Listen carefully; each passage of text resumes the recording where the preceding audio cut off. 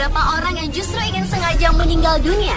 Tapi yang lebih mengejutkan, ternyata kematian mereka tidak sungguh-sungguh terjadi alias hanya sebuah rekayasa.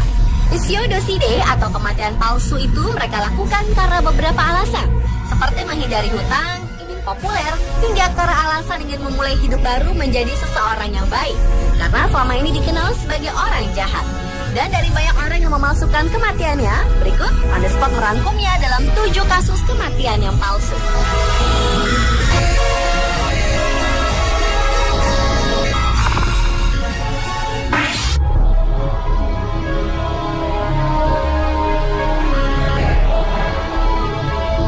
Orang pertama yang memalsukan kematiannya adalah John Darwin. John dan istrinya Anne adalah pasangan yang memiliki gaya hidup yang sebenarnya di luar kemampuan mereka.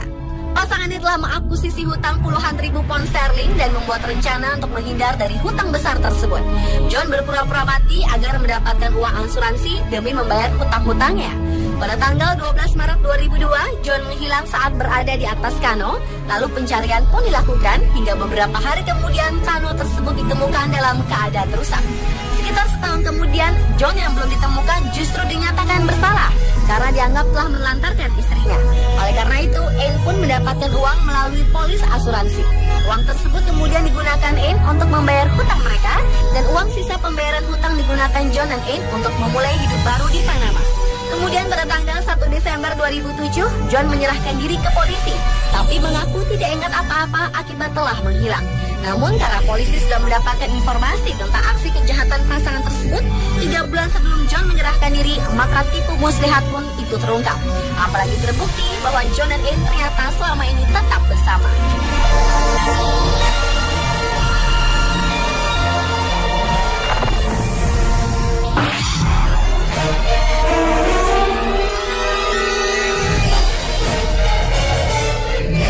Selanjutnya adalah Ken Kesey, seorang penulis asal Amerika Serikat yang terkenal dengan bukunya yang berjudul When Flew Over the Cuckoo's Nest.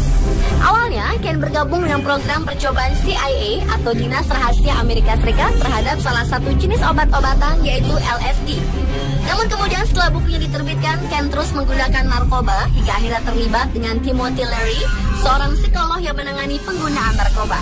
Pada tahun 1965, Ken ditangkap karena memiliki ganja. Untuk dapat keluar dari penjara, Ken pun memalsukan kematiannya.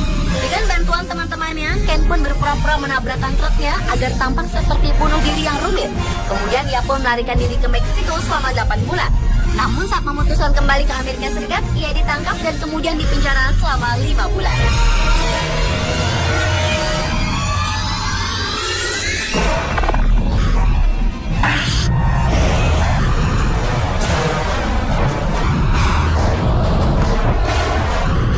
Selanjutnya adalah Marcus Ranker, seorang pengusaha asal Indiana, Amerika Serikat. Ia didakwa mencuri dana jutaan dolar dari investor. Seperti dilansir salah satu media massa, pria berusia 38 ini dituntut pengadilan untuk membayar $533.500 Amerika Serikat atau kurungan penjara jika ia terbukti bersalah dalam kasus penipuan investasi surat berharga tersebut. Diduga karena ingin menghindar dakwaan, Marcus berpura-pura mati dengan memalsukan surat kematian. Modusnya pesawat milik perusahaan yang ditumpangnya sengaja dijatuhkan dan ia membuat panggilan darurat palsu.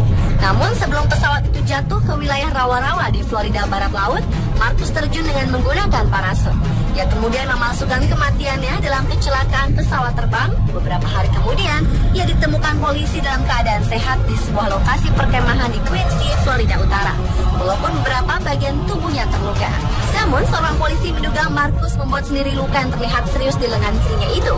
Sehingga Marcus Ranker sempat memerlukan perawatan medis karena mengalami pendarahan.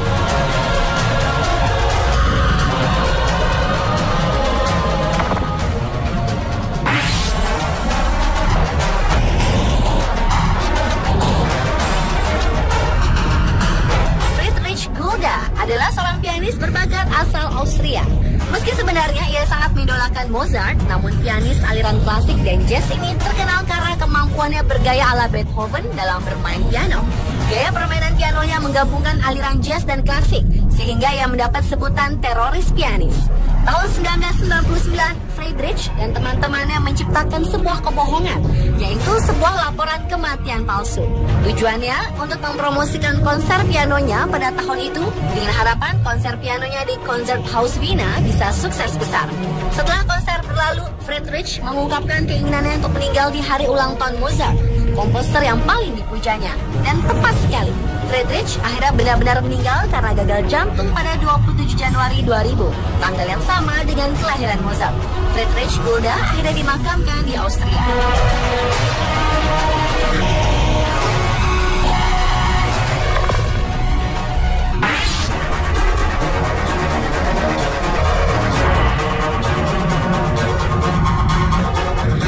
Seorang politikus juga pernah ada yang memalsukan kematiannya. Salah satu politikus, salah satunya seorang menteri di Inggris itu bernama John Stonehouse. Berawal saat John mendapat kabar bahwa Departemen Perdagangan dan Industri sedang mengusut kasus pencurian uang. Kemudian demi meloloskan diri, John pun menggunakan uangnya untuk membuat identitas baru sebagai Yusuf Markham. Pada tanggal 20 November 1974, ia pura-pura bunuh diri dengan meninggalkan tumpukan pakaian di pantai, sehingga tampak bahwa ia tenggelam. Setelah itu, John pun pergi ke beberapa negara termasuk Australia untuk memulai kehidupan baru dan berganti-ganti identitas. Namun ketika sampai di imigrasi negeri kanguru itu, ia ditahan karena kesalahan pada paspornya.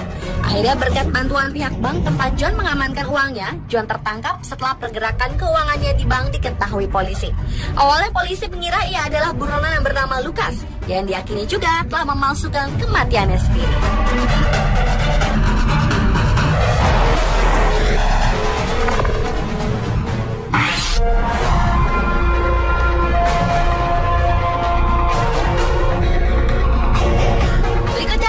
Byron Shane Carpenter, seorang yang sempat menjadi buronan karena menabrak seorang wanita hingga tewas akibat mengendarai kendaraan dalam keadaan mabuk.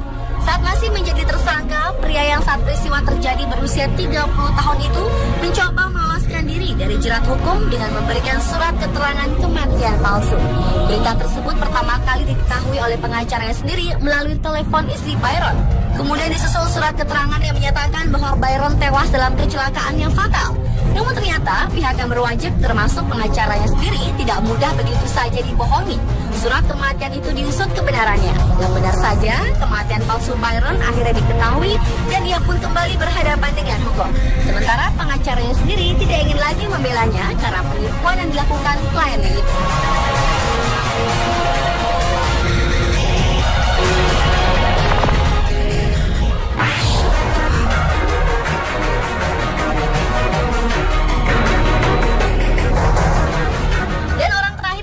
Kematiannya adalah Ace Baker.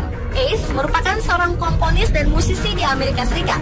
Ace pernah membuat teori konspirasi 9/11 atau teori yang sehubungan dengan serangan 11 September 2001 terhadap Amerika Serikat. Berdasarkan efek Hutchinson, Ace menyatakan bahwa pesawat dalam video penyerangan itu palsu. Suatu hari Ace menyatakan hal itu lagi di sebuah program radio bernama The Real Deal. Lalu atas tindakannya selama ini, Ace mengakui menerima perlakuan yang tidak adil. Ia kemudian membuat referensi kepada orang tuanya, meminta maaf kepada istri dan anak-anaknya. Dan tak lama setelah itu, ia meninggalkan saluran telepon, lalu terdengar tembakan senjata. Banyak orang yang mengira Ace telah tewas. Namun setelah tindakannya itu, Ace justru menyebut aksi mengejutkannya itu sebagai sebuah seni pertunjukan.